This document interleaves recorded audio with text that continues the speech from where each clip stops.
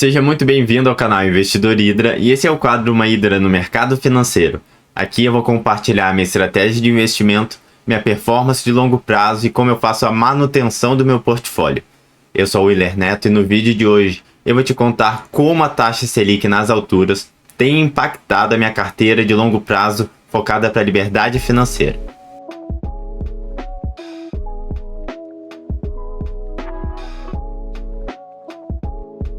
Eu vou começar o vídeo trazendo um contexto. Então já faz um bom tempo que a gente está com a taxa Selic lá nas alturas, inclusive desde agosto do ano passado ela está em 13,75% ao ano, e isso gera vários impactos na minha carteira que eu tenho focada para a liberdade financeira.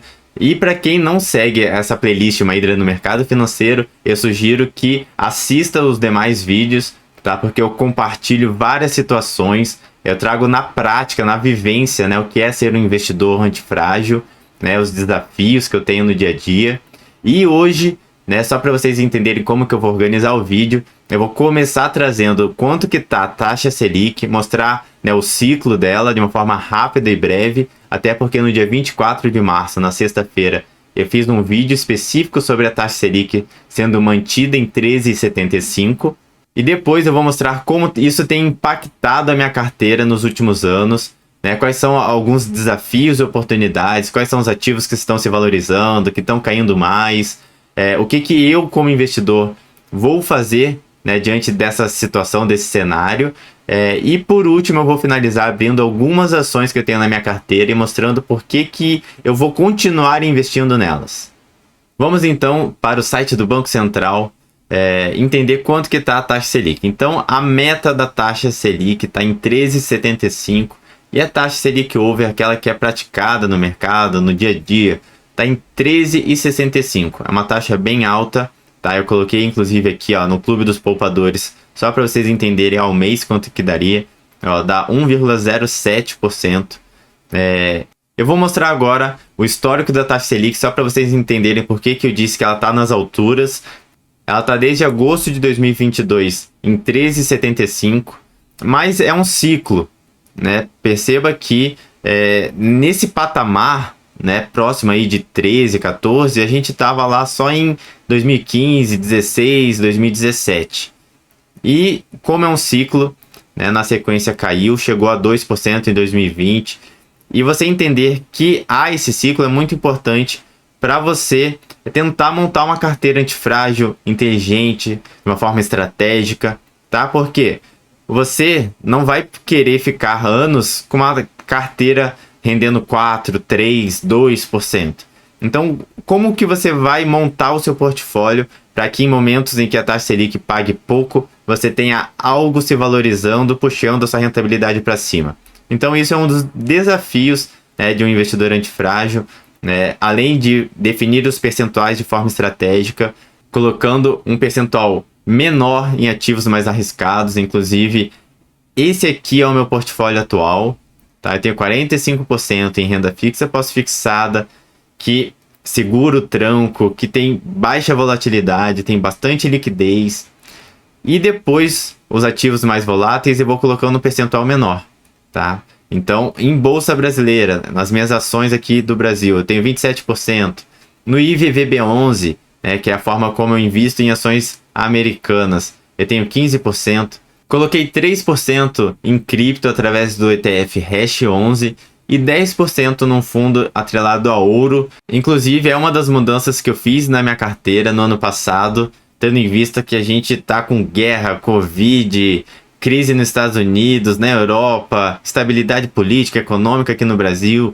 Então, eu coloquei para ver se me ajuda a segurar um pouco mais o tranco e não deixar tudo sobrecarregando aqui no pós-fixado. E como que tem impactado a minha carteira de longo prazo com relação às rentabilidades, ano após ano, com todo aquele ciclo da taxa Selic? Então, eu comecei ela em dezembro de 2019, comecei colocando só em renda fixa, por isso que aqui não tem a linha de ações, ETFs, fundos e tudo mais. Depois, com os próximos aportes, eu fui colocando em outras fatias, fui montando o meu portfólio, né? E o que aconteceu? Em 2020, quando a taxa Selic estava pagando muito pouco, eu tive 2% ao ano, tá? Nessa fatia. Em compensação, eu tive 38% nas minhas ações. Mesmo tendo um percentual menor em ações, fez com que proporcionalmente o impacto aqui na minha carteira geral fosse bem positivo, tanto que eu finalizei o ano com 16%. Tá? Então, olha só a importância de você diversificar, né? De você estar na renda variável em momentos em que a taxa Selic vai estar baixa. E vocês vão ver que isso vai mudar conforme o ciclo mudou também. Né? Olha só o que aconteceu nos anos seguintes, depois de 2020. Né? Uma alta sinistra aqui. Né? Então, o que aconteceu aqui depois de 2020? Olha o impacto. Menos 8% em ações. Menos 3% num fundo de investimento. E 16% no ETF IVVB11. Tá? Até esse momento eu tinha só IVVB11. Inclusive ele tem exposição ao dólar. Então com certeza isso me ajudou. Mas mesmo assim renda fixa rendeu pouco. Tá? Mas olha só a importância de eu ter um percentual menor e de eu diversificar. O fato de ter caído 8% e menos 3% aqui não fez com que eu terminasse o ano negativo. Tá? Mesmo assim, né, as fatias que eu tenho, que é bem grande aqui, inclusive de renda fixa, e a parte que eu tenho lá no IVVB11 segurou, né, o tranco. Eu fui antifrágil. É ruim quando você passa o ano todo com seus ativos todos indo para o mesmo lado. Tá? Então, se você todos os meses costuma ter todos os ativos ficando positivo ou todos os ativos ficando negativo, é um mau sinal, tá bom? Você não está sendo inteligente e antifrágil. Você consegue perceber aqui, depois que eu fui diversificando mais o meu portfólio, que geralmente eu tenho um ativo positivo, outro negativo, e eles vão se balanceando, se equilibrando, e eu vou fazendo o rebalanceamento da carteira, né, aproveitando oportunidades do ciclo do mercado. Em 2022, um ano bem complicado para renda variável, tá? Pra falar bem a verdade, foi o pior ano da minha carteira. Eu terminei com menos 4%. Willer, nem foi tão ruim. Realmente não foi. Né? Eu vi várias carteiras, vários fundos de investimento terminando o ano aí com menos 15%, menos 30%. Então consegui amenizar bem a queda, graças à minha estratégia e à minha forma de diversificar, né? E olha só o quanto que eu poderia ter me ferrado aqui. Olha só a parte de ETF. Né? Em 2022 eu acrescentei mais um ETF, que é a parte do Hash 11 de cripto. E tive menos 32%. Depois aqui no fundo, menos 10%. E aqui em ações, menos 2%. O único que foi positivo, olha a importância de você pegar uma parte da sua carteira que se valoriza quando a taxa Selic está alta. Tá? Então, até uma pergunta que as pessoas fazem, Willer, qual fatia da sua carteira se beneficia quando a taxa Selic está alta? É essa aqui, ó, o pós-fixado. Tá? Repare que ela sempre fica positiva, e quanto maior a taxa Selic, mais positiva ela é. Tá bom? E em 2023, a gente agora, além de todo o caos que está no mundo, estabilidade econômica, política, guerra, Covid, agora a gente ainda teve algumas notícias de bancos quebrando lá nos Estados Unidos. Então, renda variável provavelmente vai sofrer mais um pouco. Taxa Selic também está muito alta, então uma boa parte dos investidores vão sair da renda variável, isso vai impactar também. E o que eu tenho observado na minha carteira? Começamos o ano otimista aí, né? Aconteceu algo raro na minha carteira. Todos os ativos se valorizaram. E eu terminei o mês com 3,44. Em fevereiro, em compensação, tive menos 8 em ações, menos 4 no fundo de ouro. E terminei o mês com menos 2. Tá? Novamente aqui, ó, a renda fixa segurando nos 3 meses. Tá bom? Outro ativo que tem me segurado aqui, ó, os ETFs, tá? Ficaram positivo. E o destaque aqui para o fundo de ouro. Tá? Olha só o que tem acontecido, uma coisa interessante, ó. O fundo que eu tenho, que é o Trend Ouro, que não tem o dólar, que vocês vão, se vocês pesquisarem na corretora, Trend Ouro, vai ter um que tem o dólar no nome e o outro que não tem.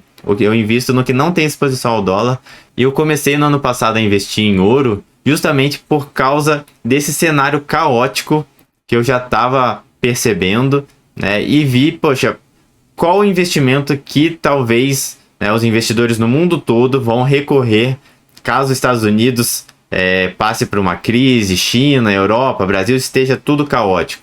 Né? A gente tem a reserva de valor, que é bem conhecida, que é o ouro.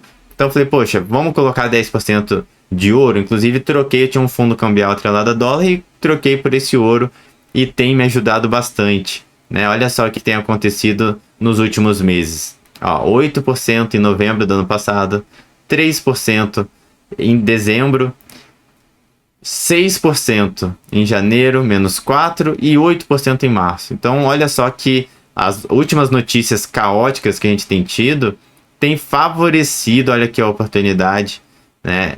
A parte de ouro, também aqui a parte de cripto e o IVVB11 que estão nessa linha aqui se beneficiaram. Quem se prejudicou, né? Desafios aqui que eu tenho enfrentado esse ano. Ações brasileiras, tá? Acumulado no ano em 2,53. E agora eu vou abrir 3 ações que eu tenho na minha carteira, que eu vou continuar investindo. Não é uma indicação de compra ou de venda, tá bom? Mas eu vou mostrar como que eu, olhando esse cenário de menos 8, menos 1,26, eu vou decidir continuar investindo em ações. Eu sou maluco? O que que acontece? Nada mais é do que o rebalanceamento da minha carteira, tá? Eu tenho vídeos falando sobre isso, mas só para vocês entenderem de uma forma bem rápida. Eu tenho esses percentuais. O mercado faz com que um percentual caia mais que o outro, que um se valorize mais que o outro, e isso aqui dá uma zoada, tá bom? E aí o que eu tenho que fazer como investidor? Seguir a minha estratégia. Então, a minha bolsa brasileira, esse percentual provavelmente caiu mais do que os demais. Então, o que eu vou ter que fazer? Vou ter que pegar os meus próximos aportes e investir aqui para ver se o percentual volta para 27, tá bom? E eu vou fazer continuando investindo em boas empresas, tá? Então, quais são algumas oportunidades? Ó, eu entrei aqui no B3SA3 e o que a gente percebe? Eu vou entrar aqui no histórico de preço sobre lucro, né? Que nos últimos anos a média é de 22 vezes, né? E a gente está atualmente 34% abaixo da média. Ou seja, o tempo que a gente levaria para ter o retorno do investimento feito através dos lucros que ela gera para mim, leva apenas 14 anos contra 36, 32, 30 que a gente viu em anos anteriores. Então, a quantidade de lucro que ela está oferecendo atualmente para mim em relação ao preço que eu estou pagando está valendo muito mais a pena, né, do que alguns tempos atrás, né, e isso abre brecha aí se ela continuar entregando bons resultados, porque você não pode analisar um único indicador, né, você tem que ver se ela continua sendo uma boa empresa. Se ela continuar sendo, é um cenário onde você encontra empresas mais descontadas. Outro aqui que às vezes as pessoas acabam olhando é o preço sobre VP, valor patrimonial, também tem caído nos últimos anos. EV/EBITDA, ó, também está abaixo da média, e ela continua entregando bons lucros. Então, olha só, ela tinha um lucro em 2018 de 2 bilhões e agora, em 2022, ela fechou com 4 bilhões e 200, mais do que o dobro, né? E nos últimos 5 anos. Então, é claro que eu não vou analisar essa empresa da forma como eu faço na hora de investir, de escolher as minhas ações, né? Mas assim, de uma forma bem resumida. Para mim, ela continua sendo uma boa empresa. Ó, ela tem bons indicadores, tá? De endividamento, de eficiência, de rentabilidade. Uma média ponderada aqui, né, dos últimos 5 anos, boa de crescimento de receita e de lucro. Tá? Então, são oportunidades que têm aparecido dentro da Bolsa Brasileira. Tá? Então, não fuja. Se você sabe o que está fazendo, se você montou um portfólio antifrágil, estratégico, não fuja caso você esteja passando por momentos caóticos, igual eu estou passando também. Eu te entendo muito bem, tá? Ó, as minhas ações, 2021, menos 8, 2022, menos 2, 2023, nem acabou o ano, tá com menos 5. Então, se tem uma pessoa que te entende, caso você esteja caindo aí na nossa parte de renda variável, sou eu, tá bom? Mas você pode ver que mesmo assim o acumulado está em 18%. Minha carteira também acompanha aí a playlist Uma Hidra no Mercado Financeiro, mas ela ao longo do tempo ela tem superado várias vezes os principais indicadores do mercado financeiro, tá bom? Não vou fazer aqui porque eu já tenho vários vídeos em que eu mostrei a rentabilidade histórica, comparei com fundos imobiliários, ações, renda fixa, inflação. Então vale a pena vocês assistirem alguns outros vídeos. Vou entrar aqui no VULC 3. Olha só o que a gente encontra aqui também com relação a algumas oportunidades. Ó, preço sobre lucro, 55% abaixo da média histórica dessa empresa. Preço sobre VP, ó, também 82% abaixo da média. EV/EBITDA, também abaixo da média. É uma empresa com bons indicadores de endividamento, de eficiência, de rentabilidade. Vamos ver aqui os lucros. Ó, aumentando os lucros nos últimos anos, tá bom? EUCA 4, vamos dar uma olhadinha também. Preço sobre lucro, 60% abaixo da média histórica. Preço sobre VP, 0,44, pessoal. Tá? É um preço sobre valor patrimonial bem tranquilo, bem baixo. EV/EBITDA, abaixo da média. Bons indicadores aqui também de eficiência, de endividamento, tá? De liquidez corrente. Aqui o CAGR de receita, de lucro também muito bons. Vamos dar uma olhadinha aqui rapidinho no gráfico de lucro. Dos últimos 5 anos. Ó, teve uma queda em 2022, mas olha só, em 2018 ela tinha um lucro de 28 milhões e atualmente ela está com 257 milhões de lucro. Então aumentou significativamente. Então eu vou finalizar o vídeo fazendo um resumo do que a gente viu hoje. Então a taxa Selic, né, ela vai ter um ciclo, vai ter momentos de alta, de baixa. Você tem que entender como isso funciona para você não se decepcionar, não ter surpresas. De preferência, principalmente para o país que a gente mora, é super interessante você buscar ser antifrágil, diversificar de forma estratégica, tá bom? Para você ter uma parte da sua carteira se valorizando quando a taxa Selic está igual agora, 13,75. Vocês viram que uma boa parte da minha carteira ela está se valorizando. Então qual é a oportunidade que eu estou tendo ali? Em ouro, eu estou tendo oportunidade na parte de renda fixa.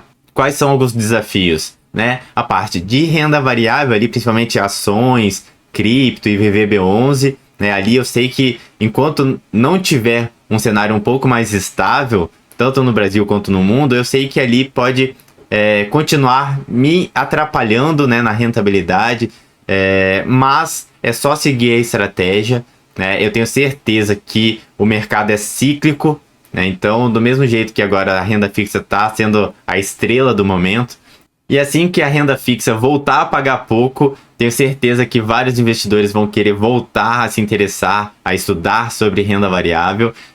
Infelizmente, algumas oportunidades vão ter passado ou vão ter diminuído, porque é justamente em momentos caóticos como esse que a gente encontra grandes oportunidades de multiplicação na renda variável, tá? Mas nada te impede de você fazer uma boa lição de casa e encontrar ainda boas empresas e fazer com que você tenha uma boa rentabilidade também em ações, tá bom?